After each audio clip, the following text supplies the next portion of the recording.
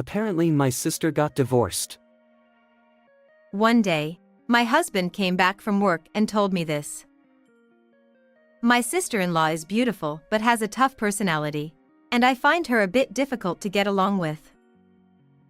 Her husband seemed a kind person, so I wonder why they got divorced. My husband hasn't heard the reason himself, as it was just hearsay from his mother. Oh. Did your sister have a job? In the course of casual conversation, I asked, and it turns out my sister-in-law had been a housewife ever since she got married. Seems like she got custody, so maybe it was her husband's affair or something. It's hard to imagine her husband doing something like that, but well, there might have been things between them that we don't know about.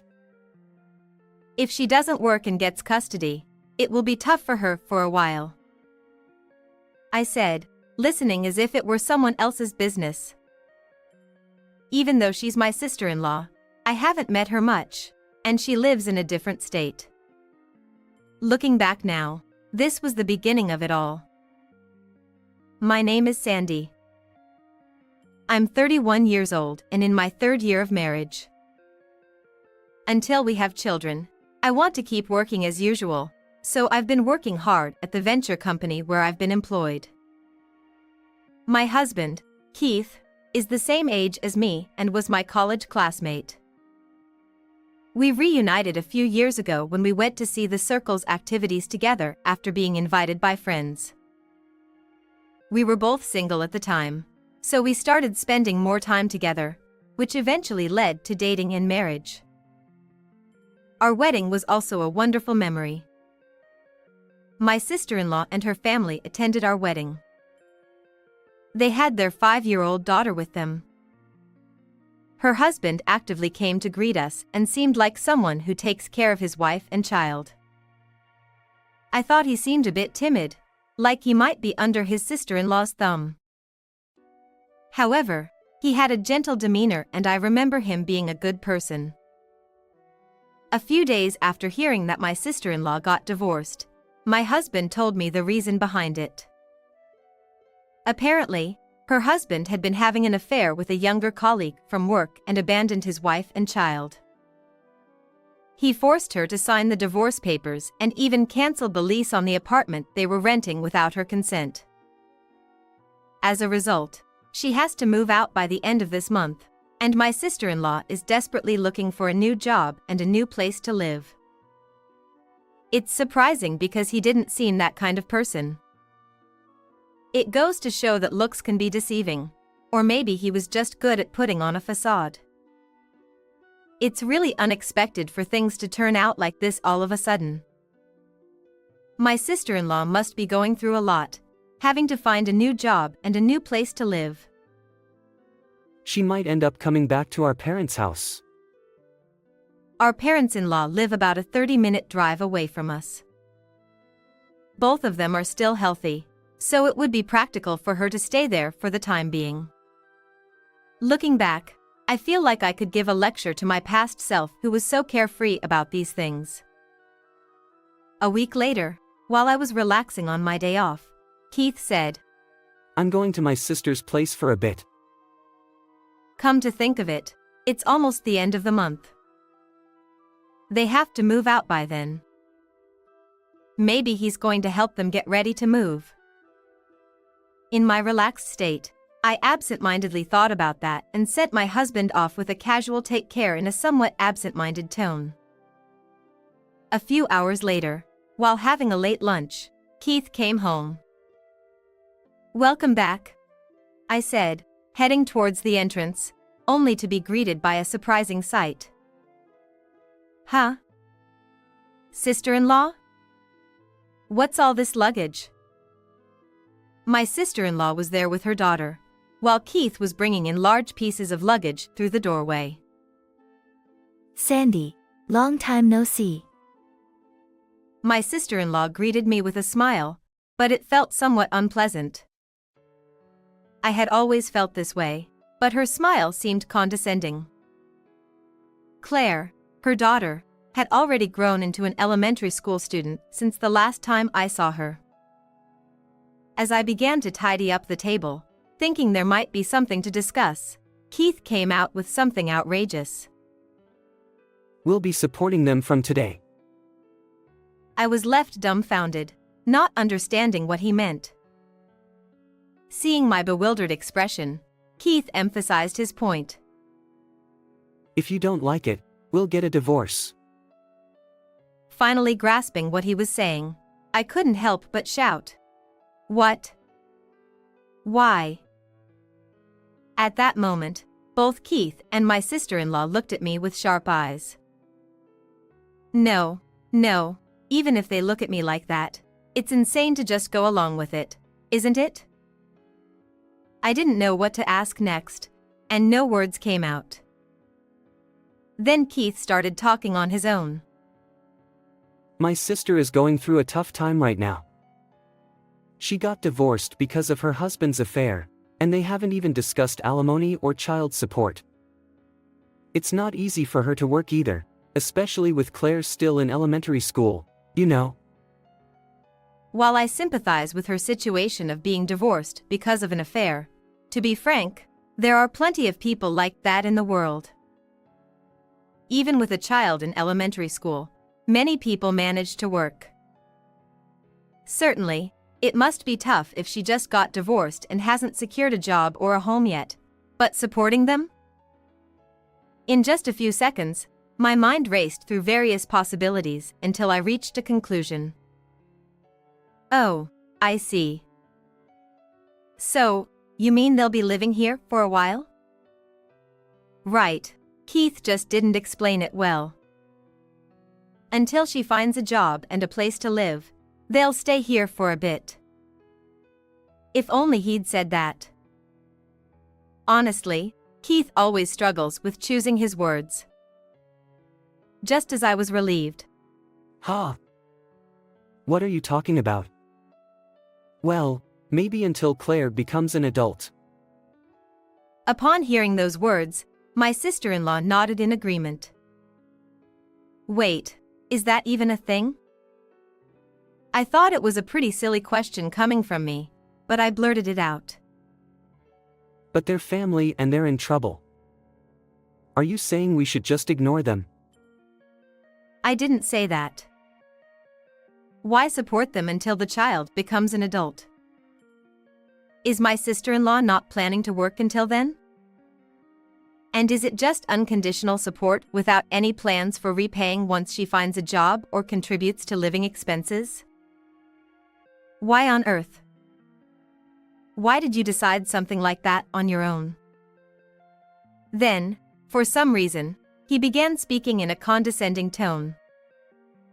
Well, because I'm the head of this household. It's my responsibility to decide who lives here and how we manage our finances, isn't it? That's one of Keith's flaws. It's like there's a switch in him that suddenly turns on his condescending attitude. And usually, it leads to something troublesome. He's the type of person who strangely feels responsible for everything and insists on leaving everything to him without any basis. Back in our student days, there were many situations like that, and he wasn't even considered as a potential boyfriend. But since we reunited, that aspect seemed to have disappeared. I thought he had learned from his experiences as he got older, but it seems like that's not the case after all. Keith comes up with his own family plan. If we have children, my experienced sister can take care of them, so you can immediately return to work after giving birth, Sandy. Claire can also become like a big sister. Isn't it great? Huh? I don't get it. I have no clue what this person is thinking. Understanding seems impossible. When he says such absurd things, it oddly makes me calmer, and I just replied flatly. No, that's impossible. First of all, why should we support your sister and Claire? Temporary support might be understandable, but until she's an adult? Is your sister not planning to work? Besides, if I have my own child, I want to raise them myself. Why should I have to leave my child to someone else and work? I'll take maternity and childcare leave, so there's no problem. In fact, I'd prefer not to have someone else in the house during those times. After saying that much, my sister-in-law, who had been silent until then, spoke up. Oh, come on, we're family, aren't we? Don't say such cold things. Sandy, you love your job and earn quite well, don't you? So, even if you have a child, you wouldn't want to quit your job, right?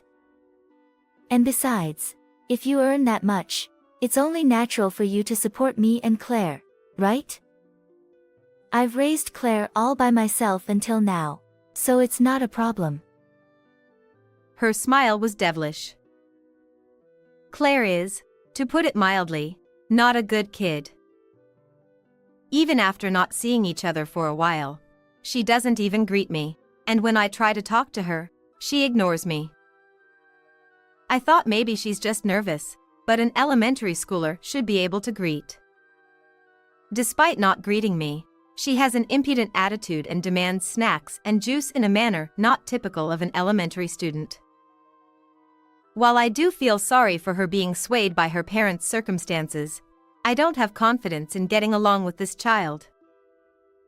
Initially, I thought maybe if it was just for a short while, but no, absolutely not.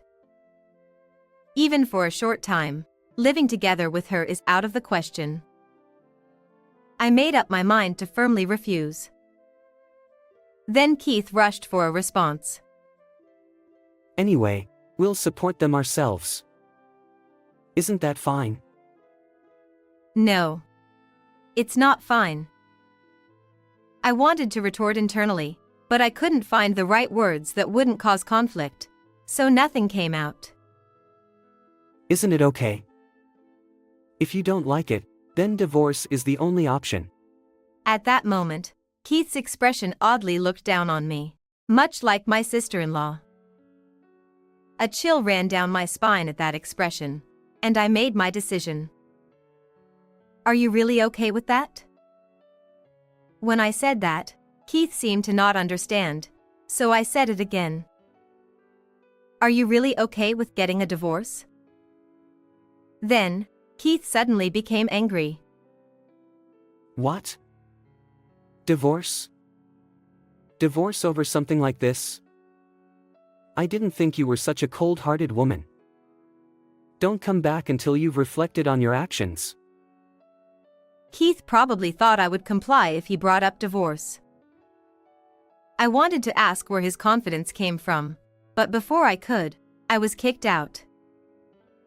Barely managing to pack what I needed for work and clothes into a travel bag, I booked an economy hotel near the station for now. As I calmed down, my anger started to bubble up gradually. Not just towards Keith, but also towards my sister-in-law and Claire. Their attitudes were infuriating. 3 days. I'll settle things in 3 days. With that decision made, I took 3 days off starting from the next day. First, I went to get divorce papers and filled out my section. Then I went to a real estate agent to look for a new place. I consulted with an acquaintance who's a lawyer. I arranged for a move company. Everything is prepared. I called Keith, telling him I needed to talk. So, you've finally come to your senses. Come back soon. It seems Keith thinks I'll just come back. I returned home while Keith was there. My sister-in-law and Claire were lounging around, making a mess everywhere. It used to keep things relatively tidy, so seeing that scene only fueled my anger further. But Keith, completely unaware of such matters, suddenly started talking. So, about what's going to happen from now on, you need to increase the money you bring into the household. Since my sister is busy with childcare, household chores will still be Sandy's responsibility as usual. Also, About what happened the other day, I'm a forgiving person, so if you apologize properly, I'll forgive you. So, start by apologizing. It seemed like Keith's sense of justice had gone in a strange direction, as he was only saying outrageous things. I took out the divorce papers and told Keith, "There's no way I'm apologizing. I'm never coming back. Fill this in now." Then, Keith flew into a rage. Divorce? Are you kidding me? You should just be serving me. Remember, I'm the one who took you in when you didn't have a boyfriend. Who else would want you once you're divorced? Did he really marry me with that intention? It's true that I didn't have a boyfriend for a few years before dating Keith. But he has no right to say such things. Who would serve someone like you? I'd rather be divorced and single than continue this marriage to support someone else. Keith, boiling with rage, slammed the table and came towards me. Keith's feeble punch ripped against.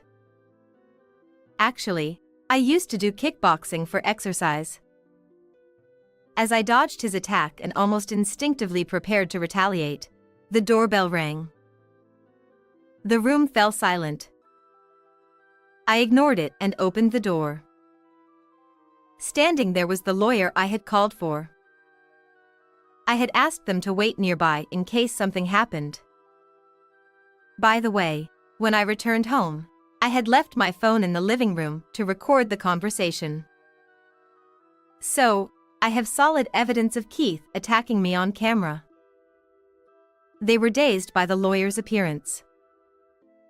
I asked the lawyer to remain silent and stated my demands. As I said earlier, being with someone like you is impossible. Supporting others is also out of the question. By the way, I want to ask, are you spending over $500 every month on a card? What's that for? Ha! It's my card, so I can spend it on whatever I want. What? What are you saying? That's my family card. I checked the statement and you're using it at women's clothing stores and accessory shops, right? Are you spending it on strippers or something? I wouldn't go to a strip club. Obviously, I spent it on Hillary. Hillary? The atmosphere in the room froze. I never heard of that name. It seemed Keith, still boiling with anger, let it slip out accidentally. So, he was cheating after all. That means I was just a source of money. Keith realized his slip of the tongue and started to make excuses frantically, but I didn't want to hear any of it. I had it all recorded, and the lawyer was there, too. I decided to put the divorce papers on hold and left the house with the lawyer. I moved into my new house right away. The next day, the moving company took all my belongings from the old house, leaving only Keith's stuff behind. Then, I told him that I would be terminating the lease for this house. Originally, this was the apartment I had rented, and Keith had moved in after we got married because it was spacious. So, canceling the lease was straightforward. Sandy, I only love you. Please think again. Even if he spouted such cliched lines, they didn't affect me at all. Someone like that wouldn't cheat. I've had enough of being used as a walking wallet.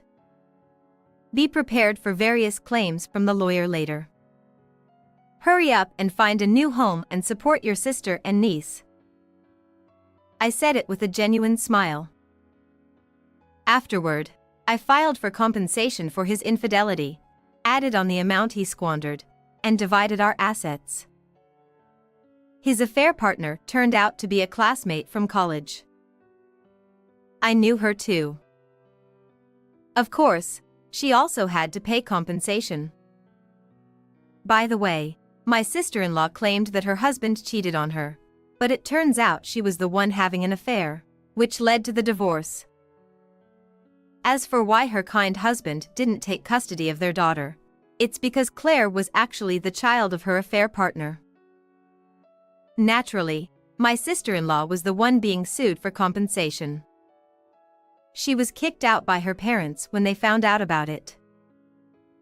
No wonder she didn't go back home. It seems Keith formed a bond with his sister and was fueled by a strange sense of righteousness to protect my sister-in-law. My in-laws were utterly appalled by the fact that both siblings divorced due to infidelity, but they were closely monitored and called back home for re-education. My sister-in-law apparently started working in her hometown. As for me, the compensation is being paid promptly every month. I'm relieved I'm not being exploited anymore. Now, let's go to work with enthusiasm and do my best today.